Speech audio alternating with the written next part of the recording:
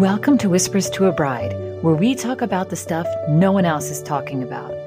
We are going deep on the emotional aspects of getting married, the stress, drama, and turbulence that affects your own sense of identity and your closest relationships. We are talking about what it means to be a bride and how to navigate this sacred time with more grace and ease. I'm your host, Kara Gassabay. As a life coach and therapist, I'm going to be sharing super practical tips so that you can not only rise to the occasion of your wedding, but also your life.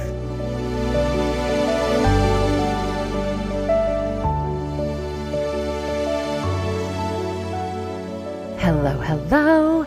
Welcome back to the podcast. I am Kara, and today we are doing something a little different. We are doing a Q&A, and this series will go on for the next few episodes, just so you can get a sense of like how to deal with when I get like specific questions from brides, what my advice is to them without knowing like a ton of the backstory. It can just be kind of fun to dip into these questions, help you reflect on what you're going through, and maybe jog some ideas for yourself. If you want to ask me a question, please feel free.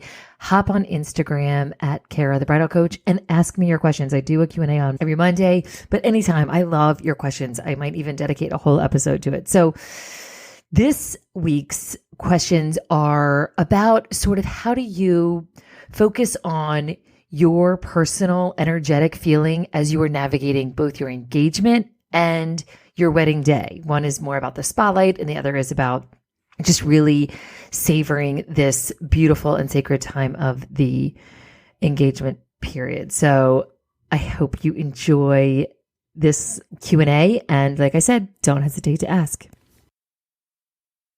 So the first one we have is, how do you host a wedding when you don't like the spotlight on you? Okay. So this comes up time to time with those more introverted brides who are starting to get, as the day gets closer, get a little anxiety of like so much attention on you. And most people up until this day might not have had that many, like 100 eyeballs, 50 sets of eyeballs on you. Like it could be like the first time you're having like a big sort of audience that's totally just focused on you. So it can be a little unnerving.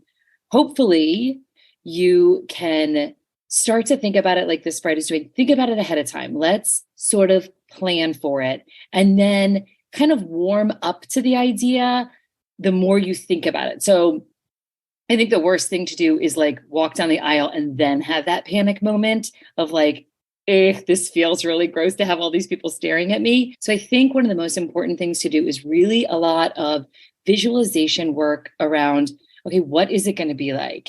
And how am I going to deal with it? And think about like, what are the things in the past when I have had to like give a speech or like read in front of a classroom or just things at work, maybe experiences where you have had the spotlight on you.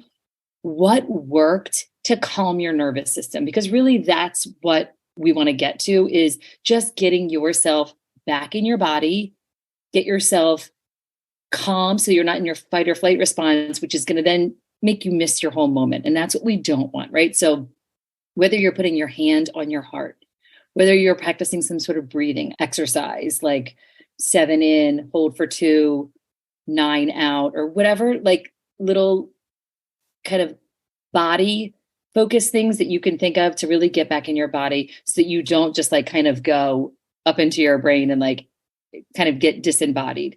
I think that's one of the other keys.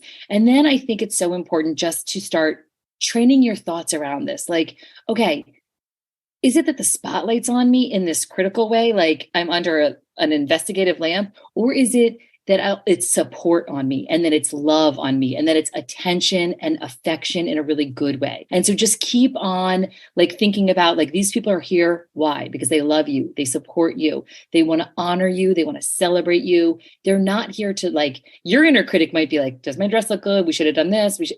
But that's just your voice. Their voices are just, we are so lucky to be invited to this sacred occasion. And I think the more you remember that is what's going on in their head, the less sort of like icky judgment you're going to feel. I think that is just one of those sort of key reminders, is those two things. Figure out how to stay in your body so you don't leave the building. And then remember why you invited them, why they showed up. What is it like when you're sitting there, watch a bride go down the aisle? What do you feel like when you're watching a movie or watching someone give a speech? You want it to go well for them. There's been studies on this that show like audience members, they are rooting for sort of like the centerpiece, the speaker, the person on the stage, which on your wedding day, it's you. So everyone's rooting for you. Just keep reminding yourself and take it as that attention is love. It is not critical energy coming at you. So I hope that helps. All right. Next question. Our time being engaged and planning our wedding is going by faster than I want. How can we make sure we're taking time to enjoy this phase of our relationship? I love this question. There has been, I keep getting sort of bombarded by clients right now with a lot of anxiety around time. And it's really like the biggest thing people always have anxiety around is, I don't want my day to go by so fast. Everyone tells me that the day's going to go by so fast. How do I slow down the time? I love that you're sort of applying that to the engagement phase and that you're recognizing what a cool, special, fleeting time, like you'll never have this back. And I love that you're sort of recognizing that.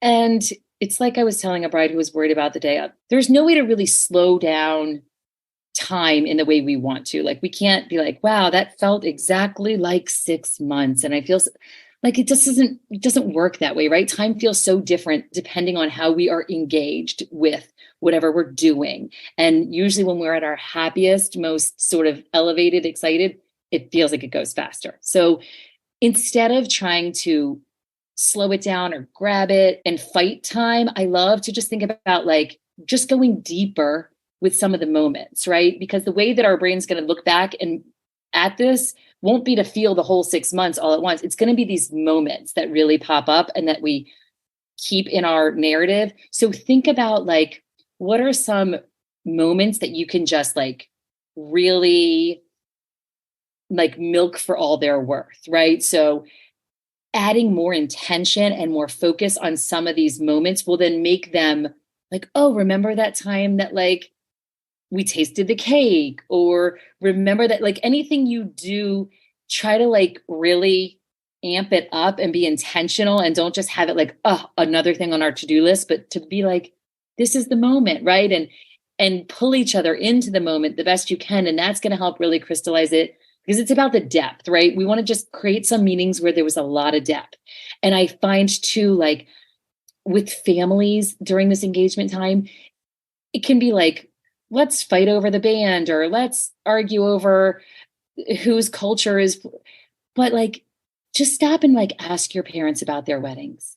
Ask people, like once you add, like there just isn't going to be other times where this comes up. But right now, everybody's falling in love story, everybody's wedding story. It's like comes back to the surface when you're sort of coming into the club. And I think those like making it a moment to ask about that from your friends, your family, whoever you care about, it's going to just add those layers of meaning. And when you add those layers of meaning, I feel like it helps you just feel like you had a full time in your engagement. Hopefully that makes sense. But yeah, time's a tricky one. I hope you got some great tips from those 2 questions and answers. And as always, do not hesitate. Book your bridal session today, carolmaureen.com. It is one of the most like luxurious, but also basic and critical elements of preparing for or recovering from your wedding. So do not hesitate to reach out. And until then, I'll see you on the socials, TikTok, Kara, the bridal coach, same for Instagram. I love to be in touch and I want your questions next. Till next time, I'm wishing you nothing but bridal bliss.